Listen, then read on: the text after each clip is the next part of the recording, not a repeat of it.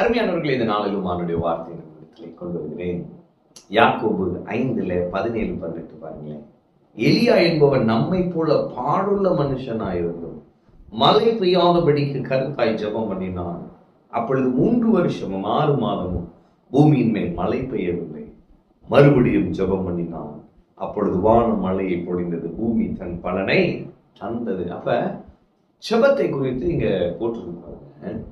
எலியா நம்மை போல பாடுள்ள மனிதன். அப்ப பழைய ஏற்பாட்டை நீங்க படிச்சு பார்த்தீங்கன்னா, இவன் போய் என் வாக்கின்படி அன்றி அப்படின்னு சொல்லிட்டு கட்டளை கொடுக்குறான். மழையை பெய்யல. ராஜா இவனை கொல்றதுக்கு தேடுறான். கர்த்தர் அப்புறம் பேசுறாரு. திடீர்னு போய் ராஜாவுக்கு போய் காமிக்கிறான். மழை வருகிறது. பார்த்தீங்கன்னா பெரும் மழை வந்துருச்சு. நீ நான் சொல்றேன், உங்க ஜெபம் வல்லமை உள்ளது. எலியா நம்மை போல பாடுள்ள மனிதன் தான், ஆனா அவன் ஜெபம் வல்லமை உள்ளது. அன்னைக்கு நான் சொல்றேன், நீங்க பார்க்க ஆர்டினரியா இருக்கலாம், ஆனா உங்க பிரேயர் எக்ஸ்ட்ராடினரி. நீங்க பார்க்க நார்மலா இருக்கலாம், ஆனா உங்க பிரேயர் ரொம்ப பவர்ஃபுல்லானது பாருங்க. ஏன்னா உங்க ஜெபம் பரலோகத்தை அசைக்கிறது. உங்க ஜெபம் பரலோகத்தை அப்படியே உங்களை பேக்கப் பண்ண வைக்குது. உங்க ஜெபம் தேசத்தை அசைக்கிறது. எனவே நீங்க நான் சொல்றேன், பெரிய பெரிய காரியங்களை ஆண்டவர்கிட்ட கேளுங்க.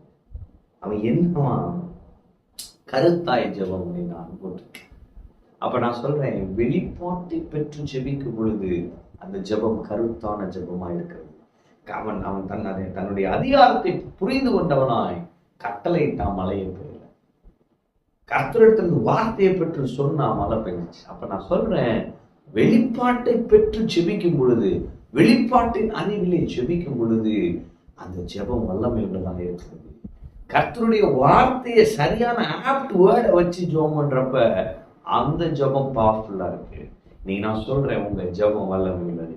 கர்த்தருடைய வார்த்தையை வைத்து ஜெபித்து பாருங்க. கர்த்தருடைய வசனத்துல பாருங்க, எல்லா பிரச்சனைக்குமான தீர்வுகள் இருக்கிறது. அந்த தீர்வுகளை கண்டுபிடித்து அதை வைத்து ஜெபிங்க. உங்க ஜெபம் வல்லமை உள்ளதா இருக்கும். இத பர்டிகுலர் சிச்சுவேஷனுக்காக ஜெபம் பண்றீங்கன்னா, தேவனிடத்திலிருந்து வெளிப்பாடை பெற்று ஜெபித்து பாருங்கள். அந்த ஜெபம் வல்லமை உள்ளதாக இருக்கும்.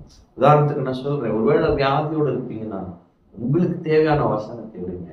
நானே உன் பரிகாரியாகிய கர்த்தர், அதை எடுங்க.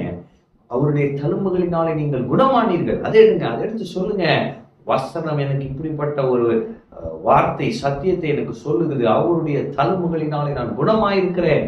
எனவே சுகம் என்னுடையது, சுகம் என்னுடைய சொத்துரிமை, நான் ஆரோக்கியமாய் வாழ்வேன். அப்படி ஜெபம் பண்ணுங்க. அந்த ஜெபம் வல்லமை உள்ளது. அந்த ஜெபம் பரலோகத்தையும் டிஸ்டர்ப் பண்ணிடும், இங்க உங்க சரீரத்தையும் டிஸ்டர்ப் பண்ணிடும். பரலோகம் உங்களுக்கு ரெஸ்பாண்ட் பண்ணும், உங்க பாடி உங்களுக்கு ரெஸ்பாண்ட் பண்ணும். ஹீலிங்கை நீங்க அனுபவிப்பீங்க. இது மாதிரி வாழ்க்கையில் எல்லா சூழ்நிலைக்கும் வசனத்தை எடுங்க, வெளிப்பாட்டை தேவனிடத்திலிருந்து பெற்றுக்கொள்ளுங்க. கருத்தாய் ஜெபம் பண்ணுங்கள், பெரிய காரியங்களை செய்யுங்கள். உங்கள் ஜெபம் வல்லமை உள்ளது. ஆமென். கர்த்தர் உங்களோடு இருக்கிறார். கர்த்தர் உங்களை ஆசீர்வதிப்பார்.